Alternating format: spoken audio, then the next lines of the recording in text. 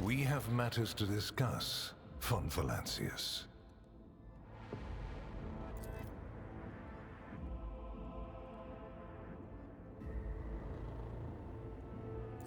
Lord Inquisitor Xavier Calcazar, head of the Coronis Conclave. I am authorized by the grace of the Emperor to watch over the...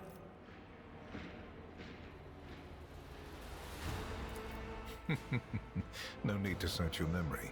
My war is waged on clandestine fronts, and any battle reports are always thoroughly filtered. Trust me, you need not know the manner of things I have to face and the measures I sometimes have to take. Such knowledge is dangerous to the mind. I will see to it that it is returned to your ship. My apologies, your lordship, but the Lord Inquisitor's task was urgent. I was forced to avail myself of your resources.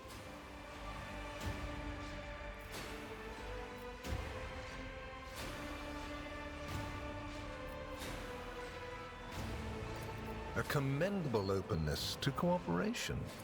Master Van Kellox has spent enough time with you. He will vouch for your word. What stands out from your recent accomplishments is the suppression of a rebellion on Janus, the battle against the archenemy's minions on Kiava Gamma, and, of course, the unusual interest the Drakari have shown in you. Then that is what we will discuss.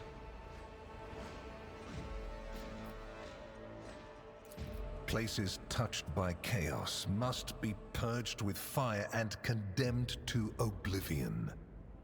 Kiava Gamma should have been bombed to dust and pronounced a forbidden world. However, you decided otherwise and restored the colony's operation. And you didn't even go to the trouble of hiding the traces of the neglect committed by your dynasty. After all, it was House von Valancius that gave Cubus Delphim so much freedom that he sank into seditious heresy.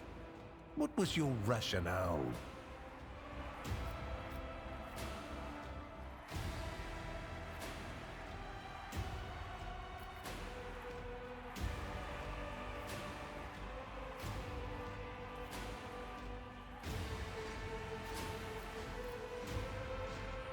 Your protectorate is a living body, and you have left in it a splinter that might I hope you realize that we're talking about more than the fate of some colony. I care not for a single planet, however profitable and populous.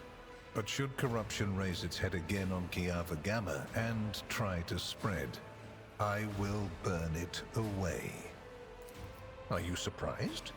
You thought the Inquisition was unaware of the circumstances. It is my job to know everything, and I do it very well. Keep that in mind. What drove you to give a planet into the charge of a heretic and a servant of the archenemy?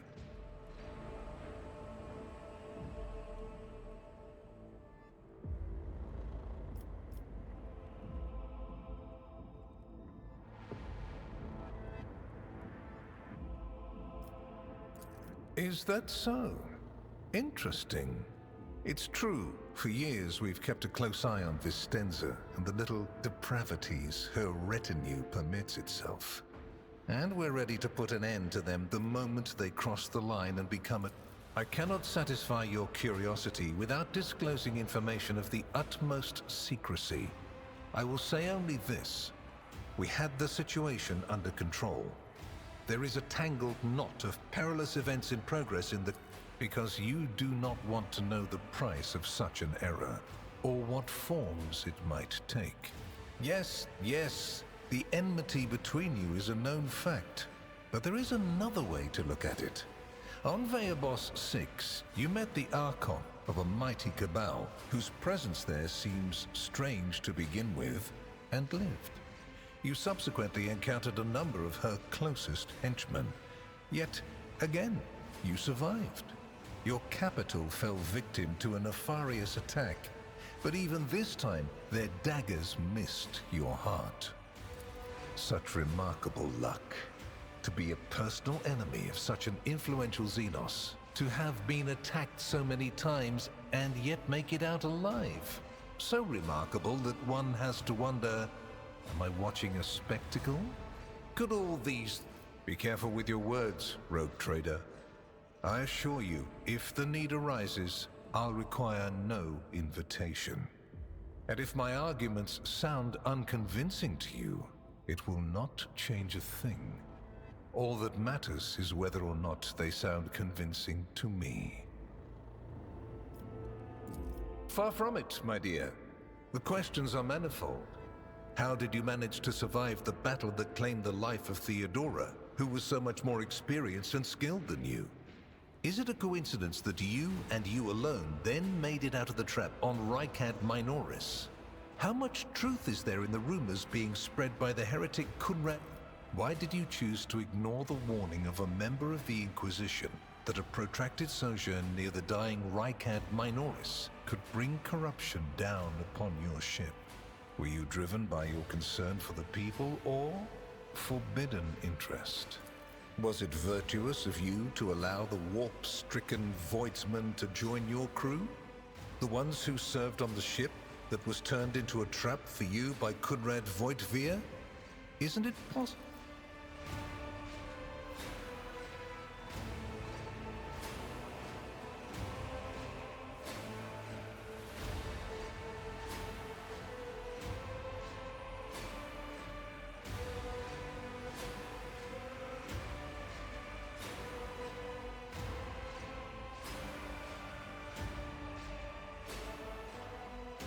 The very existence of these questions would have made many of my colleagues doubt the quality of your character. The Inquisition, which I represent, is willing to show extraordinary faith in your person. For the sake of our invaluable partnership, I'm going to ignore any minor liberties that you... I hope you appreciate the generosity of this offer, as your predecessor once did.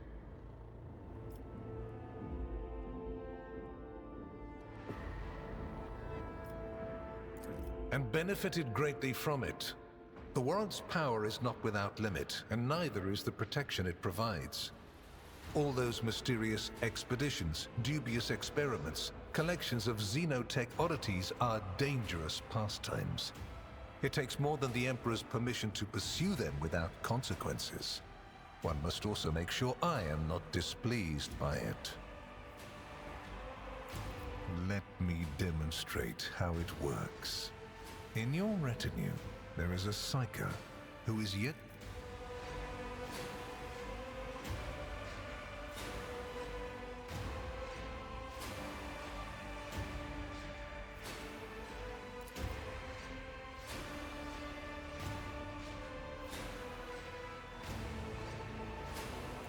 You haven't been in a position of power for long, and so one can forgive you for not noticing the troubling changes.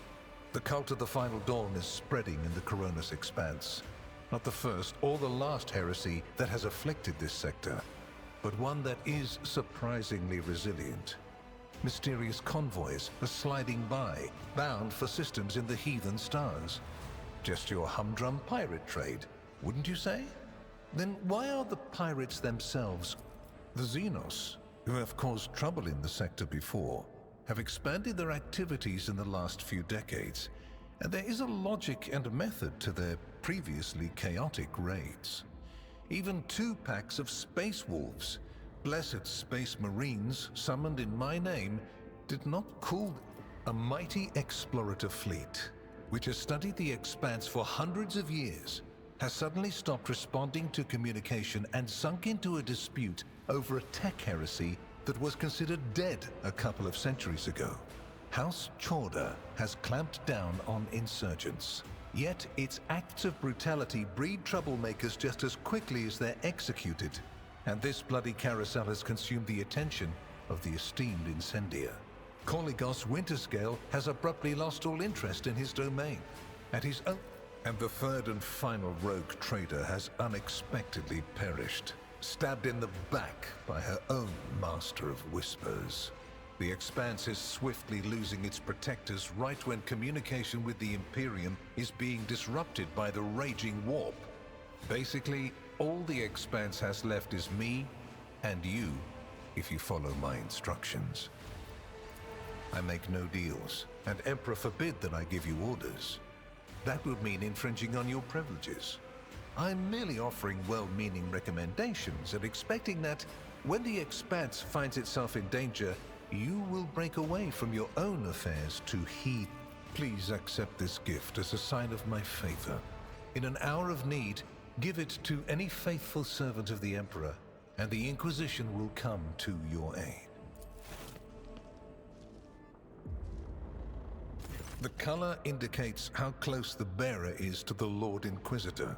Scarlet means that you have shed your blood for the good of the Imperium, and therefore, you deserve to have his servants shed their blood for you.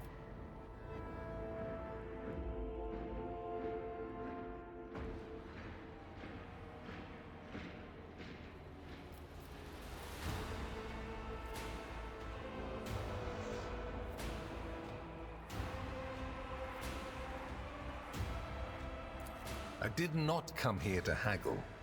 Worry not. Here is where we part. My shuttle is waiting. It is time for me to return to my watch, for you to sleep, and for your servant to wake up. Until next we meet. Well, you will obviously want to discuss what just happened.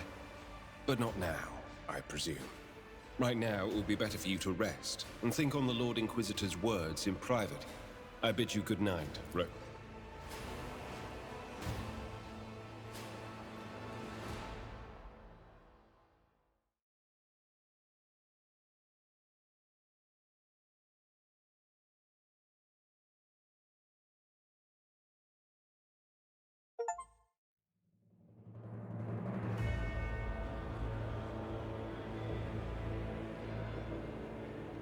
The rise of the rogue trader heir restored a tenuous equilibrium to the Fon Valancius Protectorate.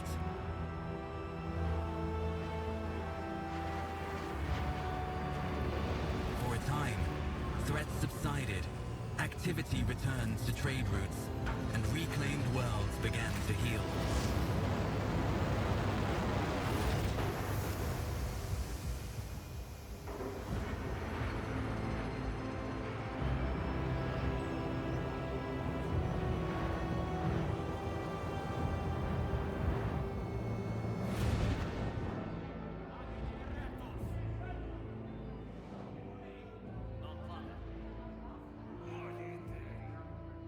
The new Lord Captain's subjects praised the God Emperor and their leader wholeheartedly.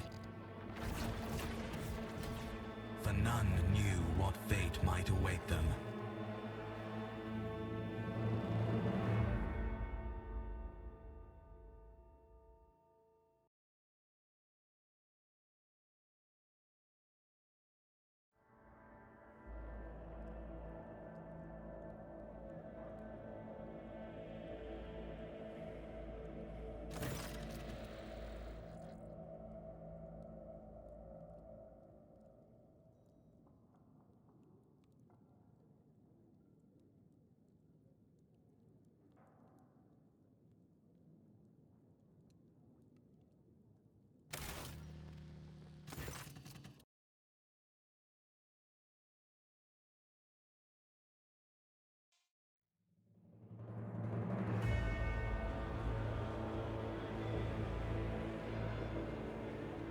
The rise of the rogue trader heir restored a tenuous equilibrium to the Fon Valancius Protectorate.